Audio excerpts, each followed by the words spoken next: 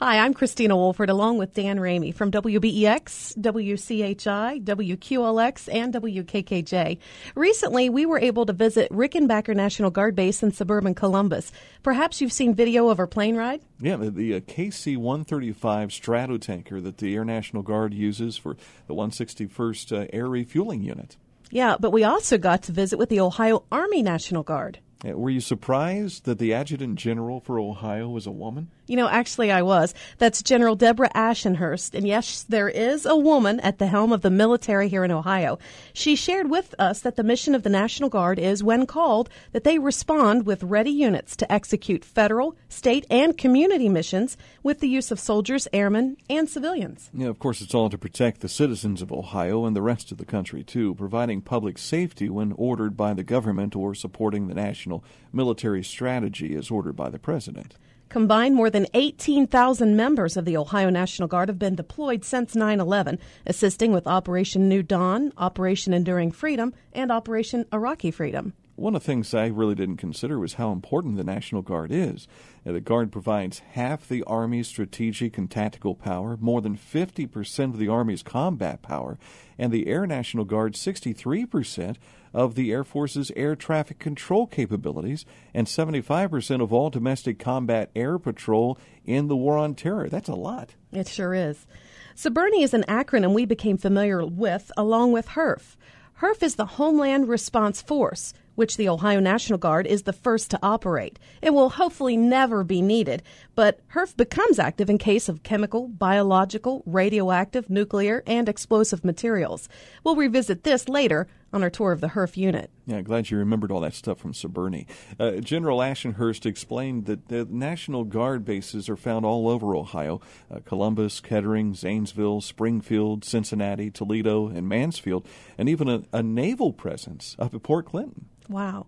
Well, most of our focus was on the KC-135 Stratotanker refueler based at Rickenbacker. We did learn that there are other aircraft that are being guided, including the C-27J Joint Cargo Aircraft and the MQ-1 Predator drones, which are directed from a location in the United States. Yeah, amazing. That's on the other side of the globe, and here they are. They're flying them from here in the United States. One resounding message that I remember hearing was the fact that you had a National Guard member in your neighborhood. Most likely everybody does. And that's kind of hard to believe, but really, when you come to think about it, yeah, they are our people. We visited with one fellow who's been in the armed services for a number of years through the Ohio Army National Guard with our National Guard visit. I'm Staff Sergeant Howard Wade. I'm with the Delta Company 1st and 137th, and we have a LMTV. This is the replacement for the old 2.5-ton truck that we had years ago, and now they're replacing it with the LMTV. And this is a good all-around cargo carrier. It'll pull trailers and pull your water buffaloes and generators, and it's all-wheel drive, and pretty much a good replacement for a 2.5-ton. Now, when you say replaces the old stuff, sounds like you've had some experience. I've been in 33 years. Yeah. And I just come off deployment here about 2 years ago. Ah, okay, very good. This was with your unit? We had LMTVs that were already over there, but with being an aviation unit, but we were mostly in a hangar.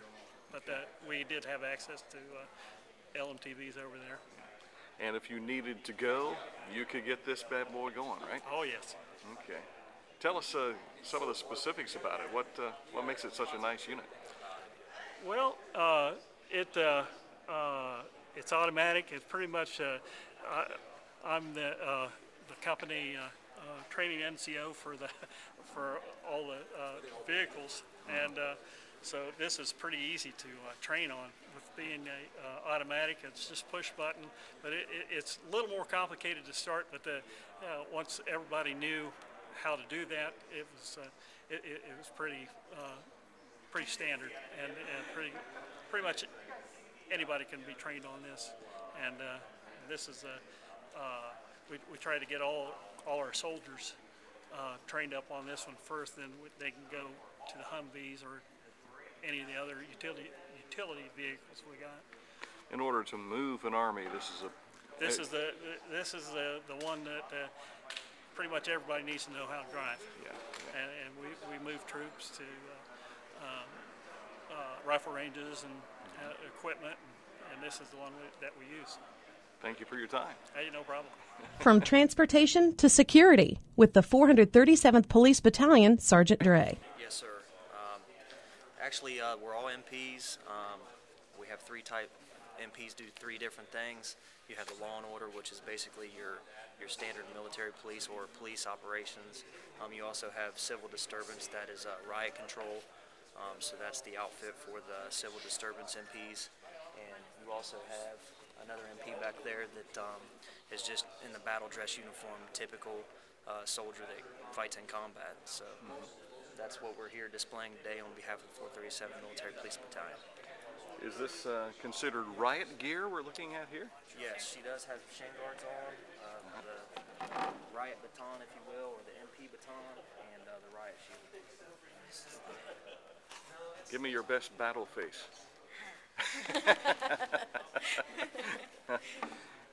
Now, I got to ask you, as a woman, what's it like to be a part of the MPs? Because sometimes you have to deal with some probably unruly, big, burly dudes. You do. You just do the best you can, really. Give them help. Yeah.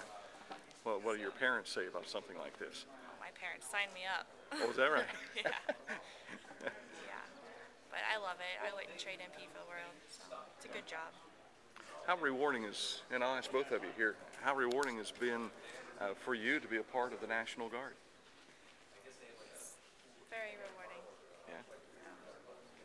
I signed up for school for the most part, but I'm looking to maybe go active duty. And you? It's rewarding. The pay's nice. The benefits as far as life insurance, school benefits are exceptional. You know, there's just all different types of things, programs for soldiers when they're overseas or even at home. Just all around great for families and just great for people in general. Thank you for your service. Thank Appreciate you. it.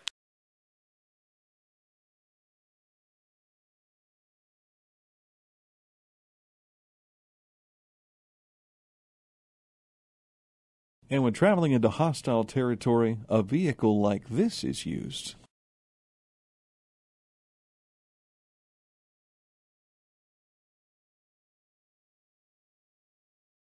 The UH-60 Blackhawk helicopter is used to move troops in and out in a hurry. This Blackhawk is with the 1st Battalion, 137th Aviation Regiment.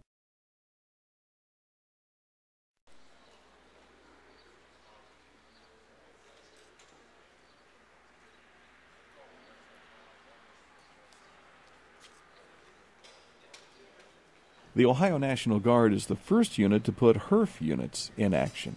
HERF stands for Homeland Response Force. Sergeant Jason Hughes explains. So this is the command and control vehicle. Basically, once the HERF gets alerted, you roll out an advance party, the command and control vehicle shows up. And basically, this is how we're running operations until the main body gets there. As far as communications, the subordinate units are sending up their personnel strength, the logistics request. Once the main body gets there and we set up our operations, then this vehicle can actually close down. If we don't need it, we can just pretty much pack everything up. We can run 20 laptops off of this single unit right here. If the incident commander wants to use this as his office, if you will, in the field, he can do so. If the commanding general wants to use it, mainly he does when we're out in the field because we have a little office in the back, and we're running satellite off of this and the internet. So it's this temporary resource that we use. Give us a tour inside. All right. So right here we would have our different shops. We'd have personnel, tracking soldiers, if there's any JAG issues, medical, public affairs office, logistics, any supply requests. Then we can have operations personnel and our communications officer. And in this little office back there, we have a phone running, the internet, and the satellite hooked up so that the CG can actually, Fox News if this stuff's already hit the news and everything. And pretty much this is the whole operation back here. And then once the main body gets here, pretty much consider this and multiply it by 50. As much resources that we have inside the actual And we have 180 people basically running in the TOC, which we have more than enough, but it's so we can run 24-hour operations. Give us an example of where a unit like this would be used. A good resource would be Katrina. A lot of units all over the state and actually country responded down there, but they had to piece units together to basically create one big unit for that. Well, the HERF would respond to that because we cover all that stuff. And the main thing is we have command and control. All that information can be passed up to us. Hey, we've got this issue, we need this request. We'll handle that, and then we'll get it out to the field. And it looks like a good weekend spot for maybe, I don't know, a Super Bowl party or something. Yes, it would be. Off the satellite. This area out here, if you look, this is the briefing area. If the incident commander needs to receive a brief, pretty much the monitors hook up here. We can have a PowerPoint presentation of, hey, this is our current situation. Here's our numbers. This is where we're set up, everything. And then once again, this would all be duplicated inside of the main body on bigger screens. So there you have our Ohio Army National Guard visit to go along with the flight video that you've probably seen on our website here as well. Had a fun day visiting with the men and women who serve in our military, not only from across the nation, but also right here in Ohio. Absolutely. And if you'd like to learn more, just visit the website, www.ong.ohio.gov.